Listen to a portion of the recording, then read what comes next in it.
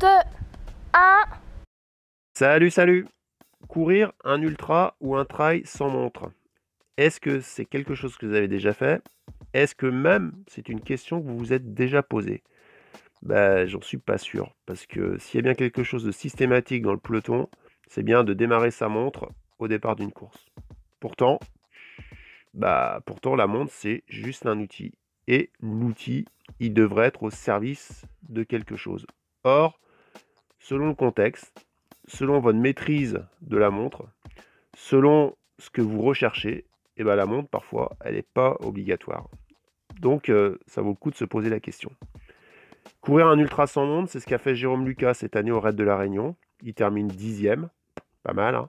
Et dans cette vidéo, je vous explique pourquoi on a fait ce choix quelques jours avant la course et pourquoi il s'est passé de la montre. Quand on s'appelle avec Jérôme quelques jours avant la course, le contexte il est le suivant. Il a fait 4 fois la Réunion, il connaît la course et l'itinéraire par cœur, il se connaît aussi très bien, il est en forme, il a des ambitions, il veut faire si possible aussi bien, voire mieux que les années précédentes. Et puis ce qu'il veut surtout, c'est vivre une course avec un maximum d'engagement, parce que parfois il avait le sentiment de ne pas avoir tout donné sur la course. Et puis il a envie aussi de jouer, de ne pas rester dans le passé et essayer de faire des courses en comparaison avec les autres éditions. Et puis surtout, au 90 du Mont Blanc, au mois de juin, il a pris le départ sans sa montre, mais plutôt par accident parce qu'il avait oublié chez lui, quoi. Et finalement, ça s'est bien passé. C'était une bonne expérience, mais là, il me pose la question parce que c'est le rendez-vous de l'année, c'est le grand raid de la Réunion, et est-ce qu'il faut aller jouer sans montre? Voilà, ça c'est le contexte du moment au départ de cette course. Ça regroupe à la fois des notions de valeur, d'envie, d'expérience. C'est ce que j'appelle son éthique. Une fois qu'on a le contexte, c'est sympa ça, mais moi, l'autre côté du téléphone, en tant que coach, j'ai aussi envie qu'il respecte quelques principes. Alors des principes propres à ce format de course, propres à cette course qui est le Grand Raid de la Réunion. Alors, vous les connaissez, il n'y a rien de magique, mais c'est par exemple ne pas se faire emporter par un départ trop rapide, c'est maîtriser son engagement la première nuit, c'est m'assurer que pendant toute la course, il sera capable de prendre des informations sur sa forme du moment, sur son état d'être, et qu'il sera capable de mettre ça en rapport avec ce qui lui reste à faire dans la course. Donc c'est ce ratio entre ce que je suis et ce qu'il me reste à faire. Et puis c'est aussi m'assurer qu'aujourd'hui, il se rend disponible pour tout type de situation de course et qu'il n'a pas dans sa tête un modèle de course préformaté et qui n'est pas capable de répondre à autre chose, quoi. Donc, pour répondre à tous ces principes, on a plein de solutions, quoi.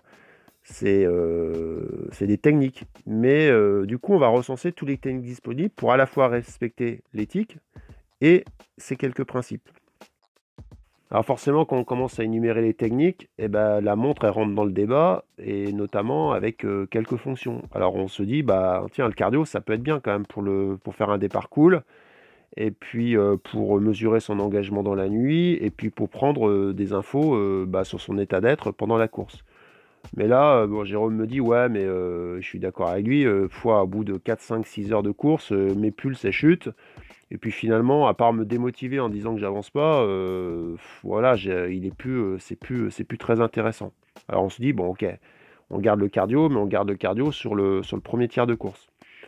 On se dit aussi qu'on peut utiliser le chrono. Finalement, il a fait déjà 4 éditions, il connaît exactement ses allures, et donc faire des temps de passage à différents endroits.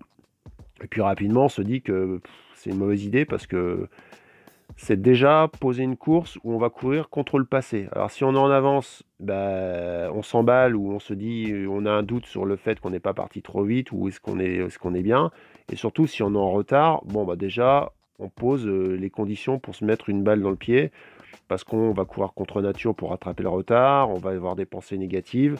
Et puis finalement, on n'est pas dans la course présente, mais on est en train de courir contre les éditions passées. Donc on se dit que finalement, le cardio il va pas servir beaucoup. Le chrono, ça va être un poison. Et puis le GPS, il en a pas besoin parce que de toute façon, à chaque endroit, il sait où il est et il sait combien de kilomètres il lui reste parce qu'il connaît vachement bien le parcours.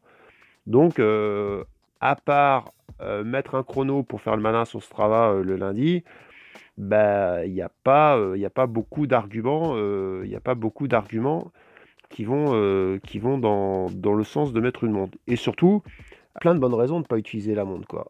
Il a déjà eu une bonne expérience au 90 du Mont Blanc. Il pratique régulièrement ce type de feedback sans montre à l'entraînement. Moi, je lui fais confiance sur sa capacité à s'analyser et à gérer. Il connaît parfaitement la course. Ça répond à son envie de faire une course différente cette année. Ça va mettre tous ses sens en éveil. Ça va, j'espère, libérer sa capacité à s'engager. Et surtout, mais bon, ça, on ne se le dit pas à l'avance, mais franchement, c'est la classe, quoi. Faire 180 bornes, traverser la Réunion, essayer de faire de la perf et utiliser pour ça juste son feedback et juste son cerveau, euh, moi je dis, c'est ceinture noire, quoi. C'est le grade ultime du coureur, quoi. Donc évidemment, sans montre.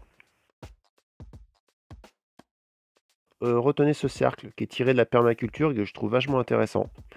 Alors forcément, on part du centre, c'est-à-dire que l'on parle de l'éthique, ce que vous êtes, ce que vous voulez, ce que vous voulez pas, vos valeurs, ce qui est non négociable.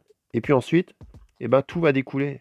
À la fois les principes qui seront liés à votre pratique, à la fois vos choix d'action, vos stratégies et les techniques que vous allez pouvoir mettre en œuvre. Et puis, en dernier lieu, eh ben, l'outil que vous allez choisir.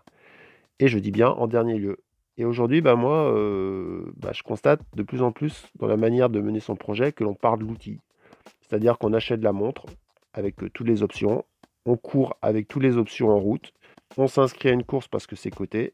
Et une course, c'est un outil, hein, parce que c'est coté ou c'est rapidement complet. Et puis ensuite, on construit tout autour. Alors c'est possible, hein, mais ça marche vraiment moins bien, quoi. Parce qu'on perd beaucoup de temps à comprendre ou à s'adapter à des outils qui potentiellement ne nous serviront pas, ou ne nous correspondent pas, ou au pire, vont à contre-courant à l'encontre de nos valeurs. Donc arrêtez de perdre du temps. D'abord, travaillez ce que vous êtes. Et ensuite, tout va découler. Allez, ciao.